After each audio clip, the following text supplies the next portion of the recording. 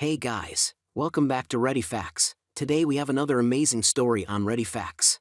My GF led me to believe I got her pregnant, but I found it wasn't mine after the birth. I've been on Reddit a while and began lurking this sub when I first suspected my GF was cheating. I had hoped I wouldn't be here posting, but here we are. I, 28 male, have been with my GF, 25 female, for just about 2 years. The relationship was good, and then she tells me she's pregnant. For the most part, I'm careful, and she said she was on birth control. I was skeptical but went to an appointment. I then figured it was just one of those things. I always wanted a family, so even though this was not how I wanted to begin, I was overjoyed. We're past the first trimester and I have her move in at her insistence. Insert red flag I missed. We're planning what we will do work-wise and how to set up the baby's room. She is pretty insistent she will go back to work but be able to stay home.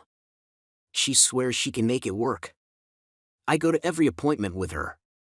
Things are still good. We're in the third trimester and I make my schedule work to still go to every appointment. Up until this point, I had been at each appointment in its entirety. This one appointment, she's asks me to wait so she can talk to the doctor first. I'm super concerned that something is wrong with the baby and she didn't want me to hear.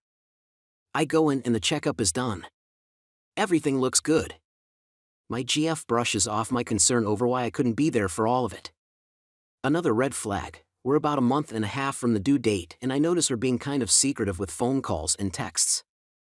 She tells me it's work and it's confidential, etc. My antenna is now up, so I try to get looks at her phone. She's got Snapchat and Kik. I find it strange but don't confront her.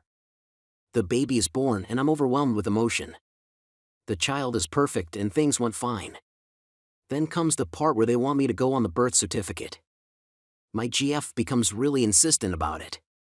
She's constantly asking me to do it and seems way more anxious I've ever seen her.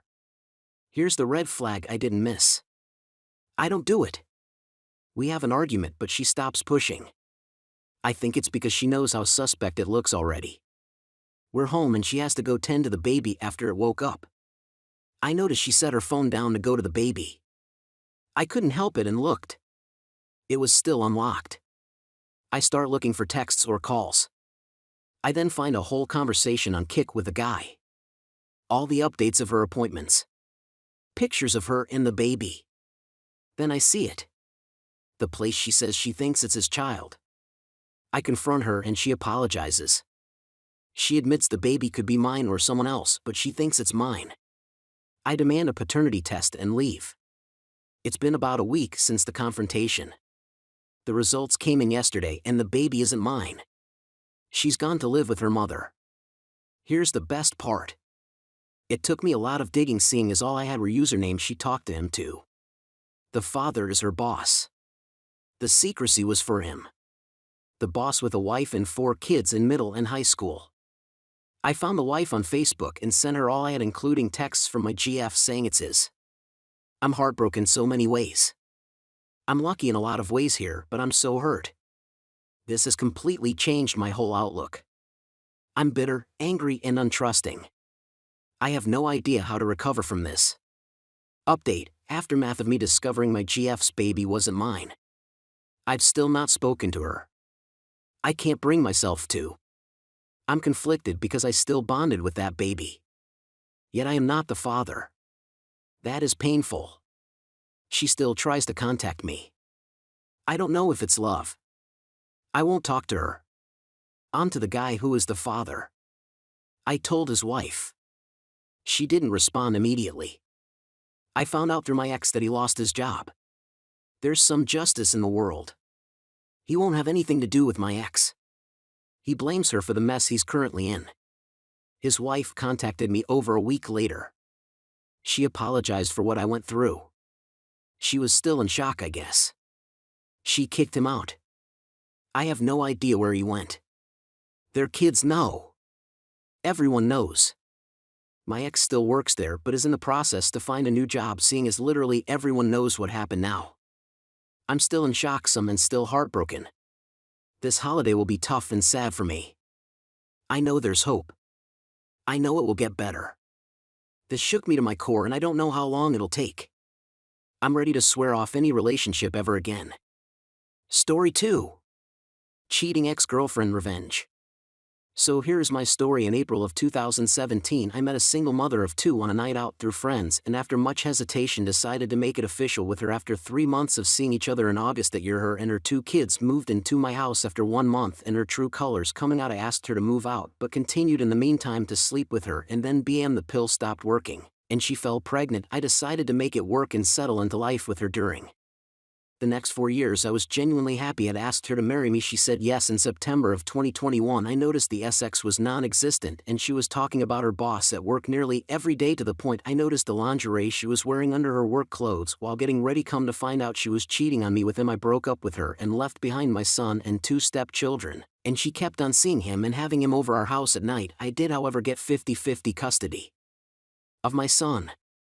During this time I was living out of a suitcase at my dad's, and this woman blackmailed me into paying the rent while she was still living there, having him over, saying if I didn't pay she would take me to court and take half my money I had saved and half my possessions, and not allow me access to my child. I had hit rock bottom. All the while she was denying that she cheated, and denying anything was going on with her boss, saying I'm overthinking things. I lost my rental house and all my belongings and furniture, appliances, etc., all which I had paid for, and had to start all over again. A year and a half later she came crawling back to me after her boss had finished using and abusing her. She begged me to take her back, however I had not forgotten what she did to me. I took her back and I let her move in after 2 weeks and told her to get rid of all her old furniture. My house had all new appliances and furniture. Hers is not needed. She gave up her house and everything to be here with me and my son and her 2 kids. During this time she spent all her savings, knowing I made a lot of money and was paying the bills. Not trusting her, I had access to her laptop with her Facebook and emails. At first my intentions were to give her a chance and see if she had changed and was committed to me. After 6 weeks I found her talking to her boss again and planning on another affair. I left it and started working out how I was going to end this. I had the kids picked up and taken to my parents, and kicked her out of my house. Now she is homeless with no money, living on her mother's couch. This time she can't blackmail me as we have not been together long enough. Knowing her temper, she lost it when told to get out and threw a pot plant at me, and she has now been charged for assault, and I have a DVO against her that she has to fight in court. So 14 months after now she is where I was, homeless, living out of a suitcase with no money. She has lost the kids and has nothing but the clothes on her back, and now has to hire a lawyer. She is a terrible mother and neglects the 3 children and does not care for them the way a mother should. I have 100% care of my son, and the other 2 kids are with their dad for the better. I have woken up every morning with a smile on my face, knowing she got her karma and has hit rock bottom, and knows how I felt 14 months before. In the same position, I'm left with my house, all my furniture, and there's nothing she can do. What's your thoughts?